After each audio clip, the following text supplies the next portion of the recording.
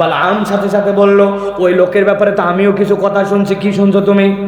বলে এরকম করে ডান হাতটা বাম বগলের নিচে নেয়, যেই না বের করে হাত দিয়ে সূর্যের মতো আলো বের হয়, হাত পুড়ে যায় না।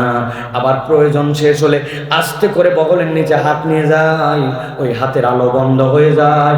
আরো শুনছি মাঠের মধ্যে অনেকগুলা উট দুম্বা এগুলা পাল নিয়ে চড়ানোর জন্য যায়, যাওয়ার পরে সবাই সতর্ক থাকে, কিন্তু এই লোক সতর্ক থাকে না, গাছের নিচে ঘুমায় যায়।